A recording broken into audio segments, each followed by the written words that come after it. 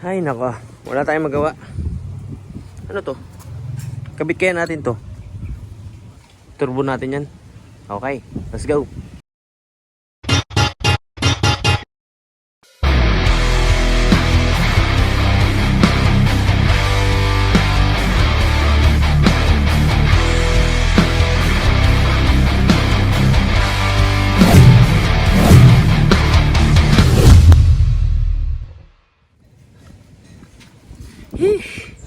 Okay, so what is up mga ka-hardcore, we are back and wala tayong magawa kaya ang gagawin natin is ituturbo natin siya. So, ang sabi ko kasi is i-remain natin siya ng stock. So, syempre, hindi naman talaga to stock eh. Hindi tayo pwedeng gumamit ng super stock kasi personally para sa akin ha, sa super stock nahihinaan ako. Sa company stock, sa super stock nahihinaan ako. So, ang gagawin natin diyan is ituturbo natin 'yan. Ipapakita ko sa inyo, i-explain ko sa inyo. Hindi natin siya may ikabit ngayon lahat-lahat kasi kukulangin tayo ng parts. Pero i-explain ko sa inyo kung paano siya kabit. Okay, so ang gagawin natin is kalasin muna natin 'yan para malinawan kayong mabuti. Madali lang naman magturbo kung meron kayong parts na available. At saka syempre meron kayong knowledge. Madali lang naman kasing magturbo eh.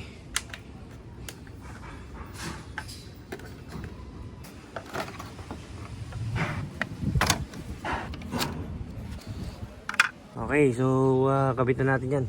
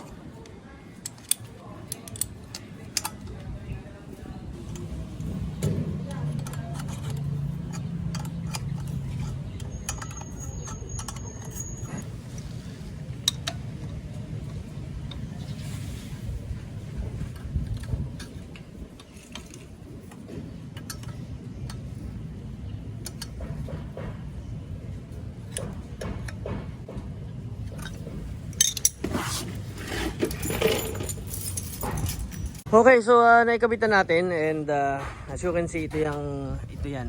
Ayan.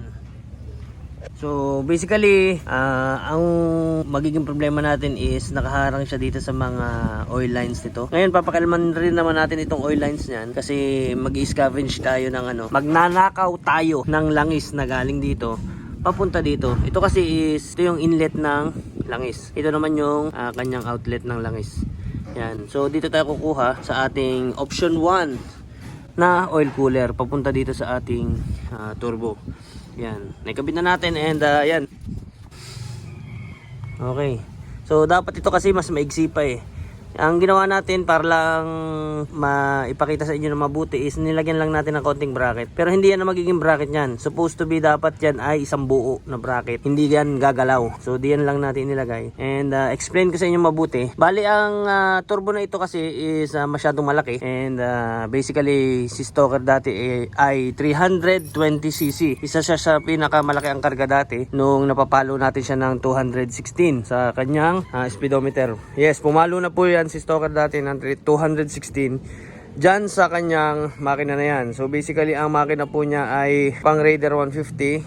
Nilagyan lang natin ng turbo. Tapos ayun, bali ang load niya before is naka 75 siya. Naka 75 na piston pang CRF 1 pang CRF 250. Yun yung inilagay natin dito. Bali nagpa-resleeve tayo ng panibago at yun ang ating ginamit. And yung sa ating ilalim ay naka offset siya ng 7mm plus naka pin 3. So basically meron siyang total stroke up ng 20 stroke yung inilagay natin dito dati. And nakabalance yun. Nakabalance doon kasama yung kanyang piston. Nakabalance yung pin 3 offset ng 7 at saka yung kanyang piston na 75. Kung kukumpitin nyo siya, aabot siya ng 320cc. Kasi yung 75 na bore, yun yung pinakasagad na pwede nating ilagay dati dito na readily available yung piston. Kasi yung dati wala pang labas na piston na mas mataas ng 71. Tapos itong head natin is naka-cams yan, naka-regrind yung cams niya ng 8.7 ang intake, 8.4 ang exhaust. So hindi siya talaga pwede pang araw-araw, naka-big valves pa. And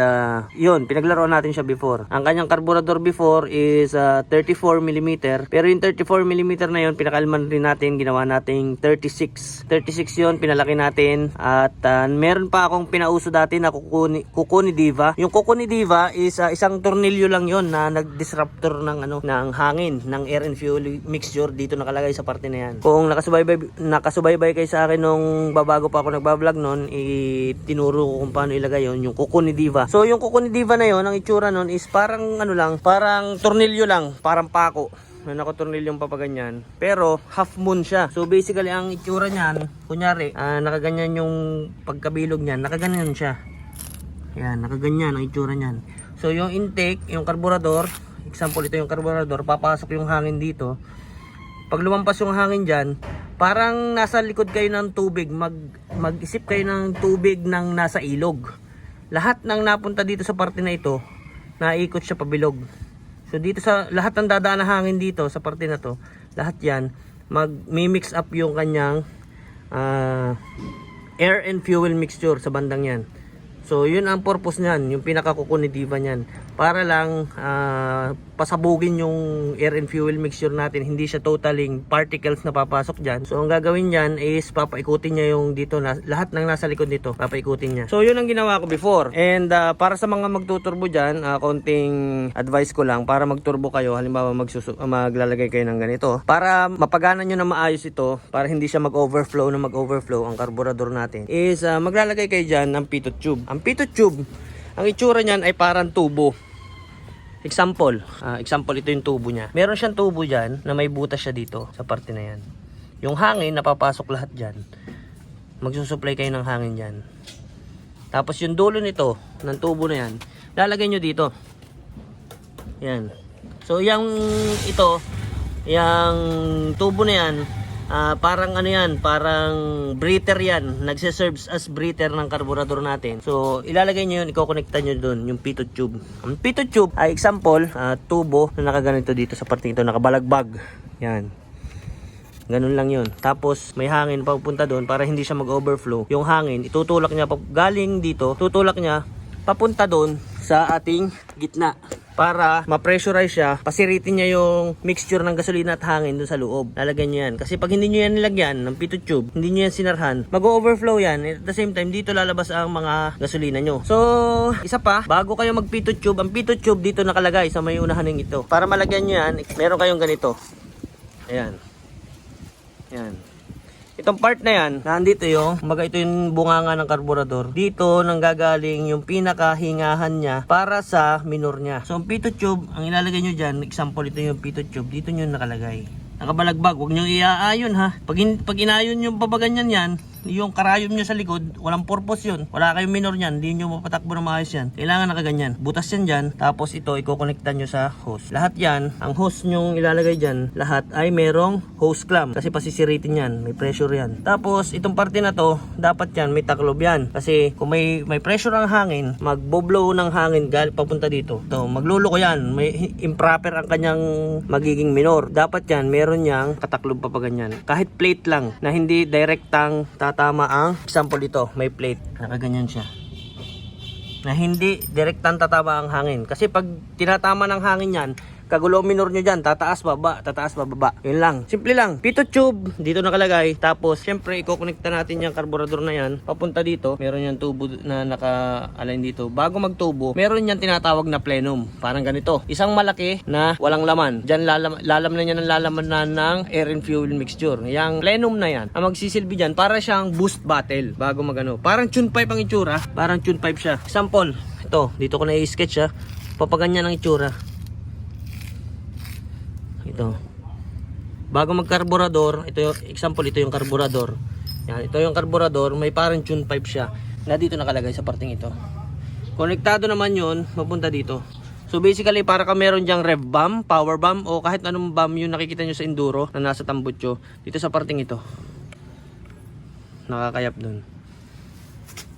Ito, ang purpose naman yan ay para mag-store ng hangin at saka mas maganda yung salida niya. Pwede kang maglagay ng injector dyan. Pwede kang maglagay sa parting ito ng injector papunta doon na manual. Yan ang ginawa ko before. Na every time na iilaw, yung kanyang may ano siya, meron itong mode, ang Raider 150. May mode yan na eco at power. Every time na iilaw yung kanyang power mode, magti-trigger yung kanyang injector. So ang injector niyan is para mabuhay. Konektado naman yan sa ating magneto. So magneto natin meron niyang additional na pulser na pag dinaanan mo yung bago mag light coil, meron siyang fabricated na pulser na bago mag-spark kailangan dadaan muna dun sa ating injector. Kasi mas mabilis ang daloy ng kuryente kaysa sa liquid. Mas mabilis ang daloy ng ating kuryente kaysa sa liquid. Kaya mas mauuna ang pulser ng ating injector. Yun lang naman. So kapag inilagay nyo kasi ito, basically lalakas ang hangin na higop niyan. Magfo-force feed kayo ng hangin dito sa karburador natin. Pag nag-force feed kayo ng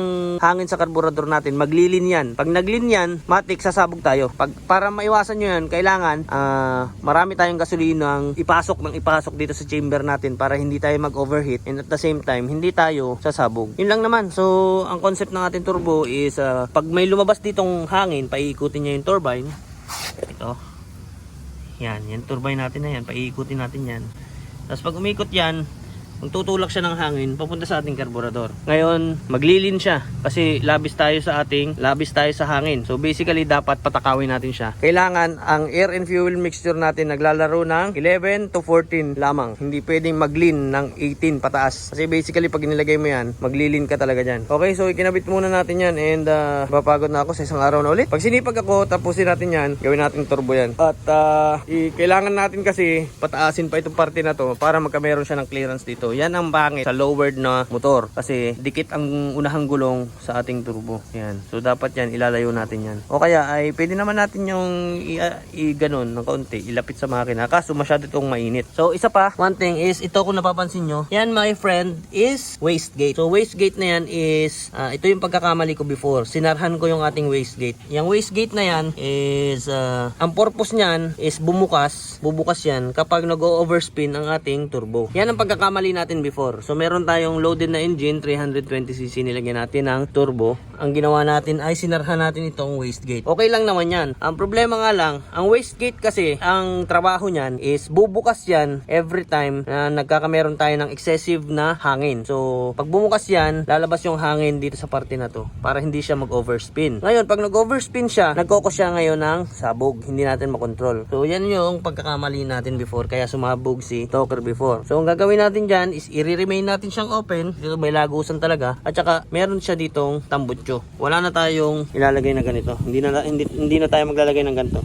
So open yung wastegate natin, isa. At saka meron siya din tambutso pa pa ganyan. Ganun lang kaigsi. Okay na yan. So yun lang. Sana na-explain ko sa mga gusto mag-turbo dyan. Madali lang naman mag-turbo. As long as meron kayong turbo and meron kayong mga extra tornilyo. Maraming tornilyo. Maraming pambracket.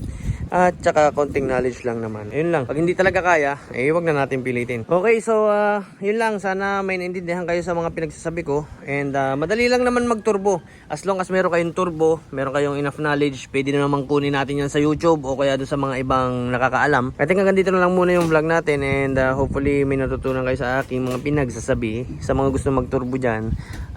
Kung ipapang araw-araw nyo yung motor nyo, wag na kayo mag-turbo. Wag na rin kayo magkarga kung pang araw-araw rin. Pero kung gusto nyo ng ng lakas, pwede nyo namang iturbo. Depende sa inyo yun kung loaded na engine lang o may turbo pa. Pero kapag nagturbo kayo, expect nyo na yan, maya maya pwede kayong sumabog. May chances kayo talaga 50-50, may chances kayong sumabog. Pero yung power na makukuha nyo is nako, napakaganda, napakasarap gamitin. Okay, so I think hanggang dito na lang muna ulit yung vlog natin. And pag sinipag ako, tapusin ko na ulit ito. Ituloy natin itong vlog natin dito sa isang normal na Raider na ito. So naka 62 lang yan, big bulbs, the rest stock na turbo natin. Tingnan natin kung ano magiging takbo niya.